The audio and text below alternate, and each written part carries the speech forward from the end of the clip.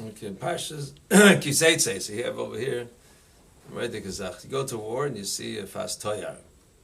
So, the Torah says, Dibra Torah K'neged Yetzirah, that you should go and you're allowed to marry, well, first to have the bia, to have the relationship with this woman you encounter in war, and then you bring her to the house, and you have 30 days, and then you can marry her.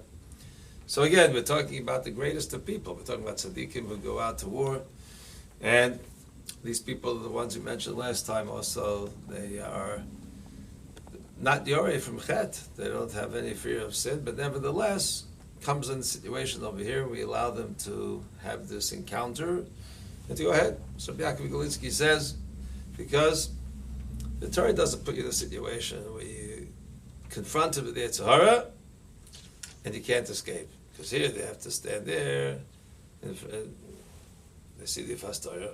So what's a person do when you encounter the Yetzer Hara? Take your feet and run the other way? Not in this case. Not allowed to run away. So when you have to stand there, head on against the Yetzer Hara, the Torah permits it. It's not a blanket head to we can say, well, every time I fight the Yetzer Hara, well, I'm going to lose anyway, so let me do that. But in the concept, you see from here, though, that we have the feet, we have the opportunity, but we have the Yetzer Hara. In other words, a person is always going to be susceptible to what he sees. And that's what Torah said, like, that's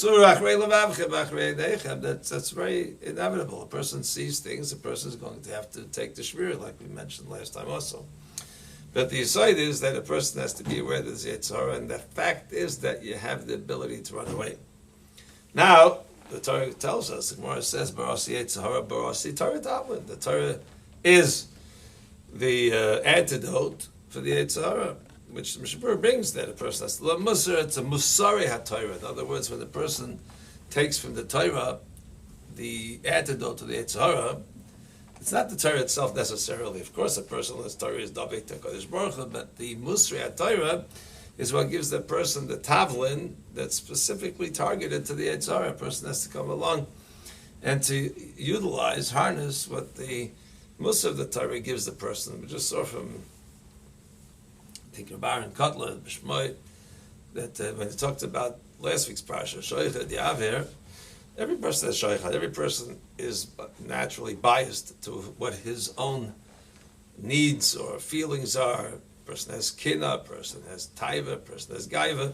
Right? A person naturally has all these different feelings within himself. So, if a person is already Mushuchad, the person is already biased in that sense. If he just goes and learns Torah on top of what he is already biased without fixing those midos, then in a sense it's not going to be rectified. The Torah is coming, it's a Sama de Chaya, Sama de Maisa. Torah is a potion, it gives you growth.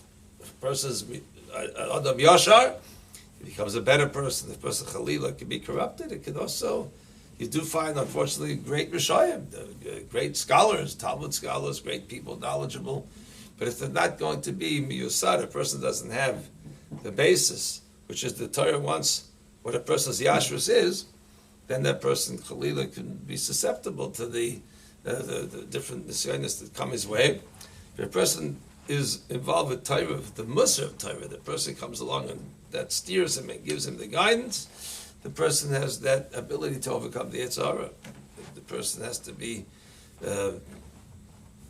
understanding that a person has to learn. That's a big chayiv. The Chafetz Chaim brings in the Sefer, Beis Yisrael, is quoted, and it says how a person's obligated to learn Musar. That's what a person does. And many of Gedolim, Tzaddikim have said it, the day that didn't learn Musar. Yerushalayim got colder somewhat, and the person, Rahman al-Litzlan, didn't come through.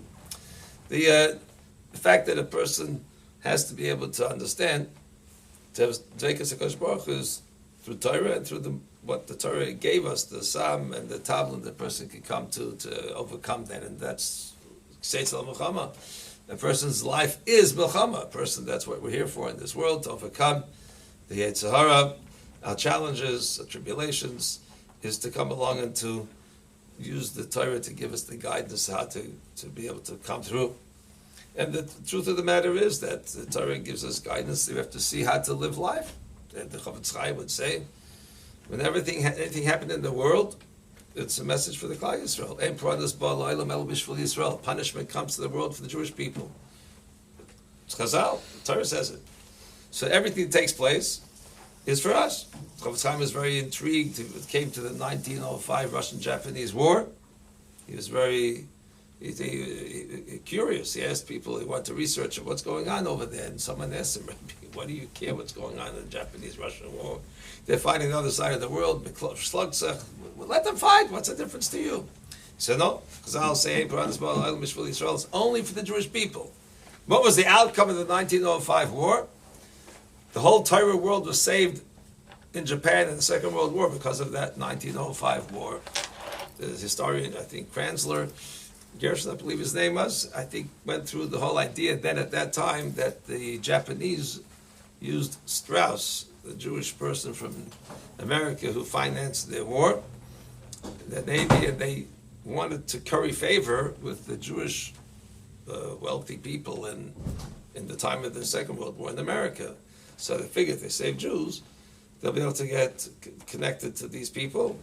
And the whole Torah world came from there. Belameya, Belacher, Baron Kotler, the Yeshiva Smir, all the Gedolim went through Shanghai. So Kadosh Baruch Hu orchestrated what took place at that time is what eventually saved Klal Yisrael. Yad saved Guloi Samim L'Mispar B'nai Yisrael. Everything in the world is taking place for the Jewish people. Same thing would work. Chofetz Chaim was involved when it came to earthquakes, Rachmana litzlan. What the pranius is, what the punishment is, what's the message for us. We just experienced now in Elul, second day of Elul, hurricanes, went through the Bahamas, and interestingly, I met Mr. Erwin Cohen. He told me the governor of Florida had been by the Koisel recently, and he put in that bakasha that I ask you, Hashem, hurricane should not affect Florida. But what we did see in the paper was the newspaper was the place that it was hit was the Bahamas. And they called it a place where there's golf courses and resorts, and there's 13,000 homes that were destroyed, damaged severely. 60,000 people needed food and drink and water. Imagine a person that lives in such a place, what we would think is called Gan Eden Atachta, and such a beautiful paradise, such a wonderful place to live. He has a house there, he has everything there, and he lives. It's over. It comes one day, a hurricane, gone. Ruach, Sa'ara, Oysa Devara. The tempest wind will come along and do HaKadosh Baruch Hu's his words, HaKadosh Baruch Hu, he's giving us a message. That should be the first thing. Elul, the second day of Elul, as our message comes, the shofar is blowing. As our place, which we view as being the epitome of Olam Hazeh, destroyed.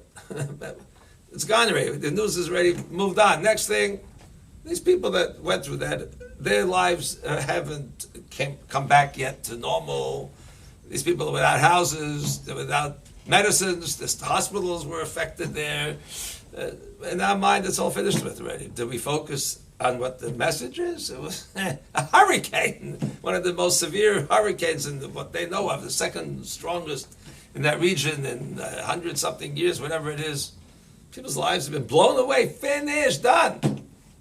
Out of mind, out of sight. What do you mean? There's a message. Did anybody take stock of what the message is? I mean, the hurricane.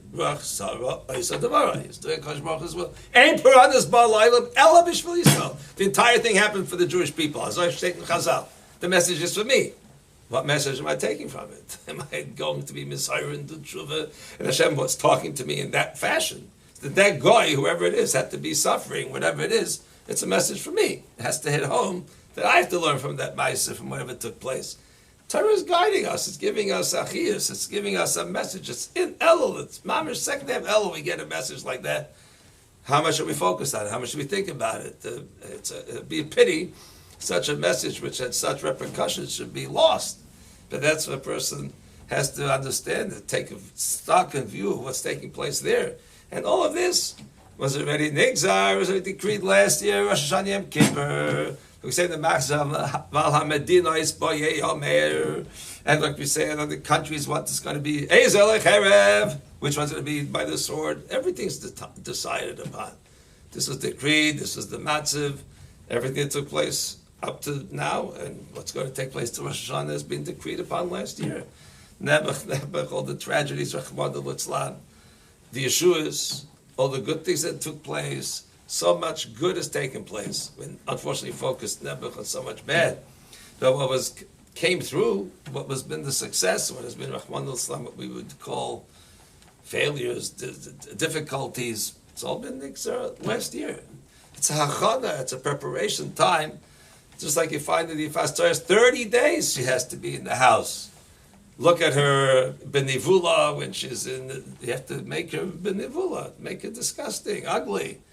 But there's a 30-day period to get used to. You have to have the preparation. HaKadosh Baruch Hu gives us a 30-day period. Elul, it's a preparation. It's a achana.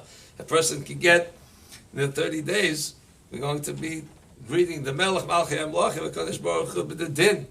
I just saw that Tzvi Pesach Frank, when he's a child, he's 8 years old, he was in Kovna. Mishal Salanta got up Shabbos Mevorchim to give a shmuz about Elul. And he was a kid, he didn't have a seat, so he sat on the stairs of the Aron. He stood there by the stairs, and the Yisrael Salanta stood up, he said, Megeben Shabbos Mevorchim, Elul! And he fainted. From the Pachad Adin. Tzvi Pesach Frank said that in my life, that impression as an 8-year-old kid to sing Yisrael's Pachad from Din, and he fainted as the last of my lifetime, the Yerushalayim that's in myself.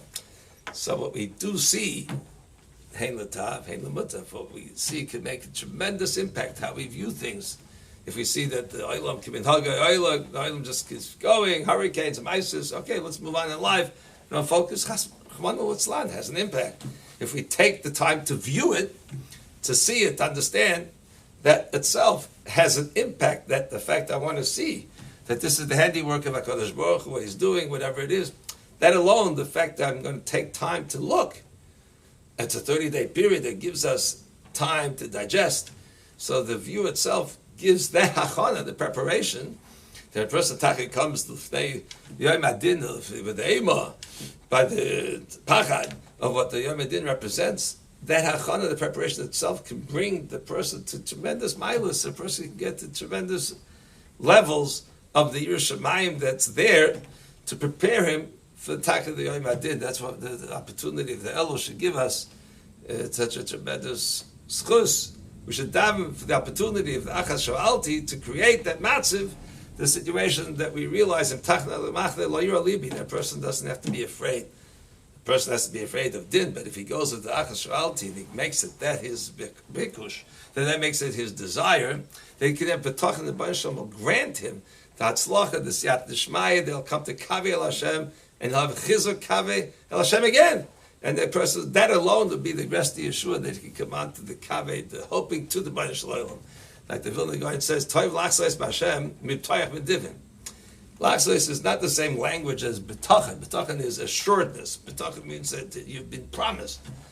Toiv Lachsais B'Hashem, which is hoping without a promise. It's better the hope to Hashem, Miptoyach, than Divin, from having trust what a Navi goes and promises. Because the Toiv Lachsais B'Hashem, that alone, that you have that hope in Hashem itself is the Toiv. That person can have. And the Baruch Shalom should give us that we should be able to come to that through this month of Ani L'Doidi V'Doidi Li.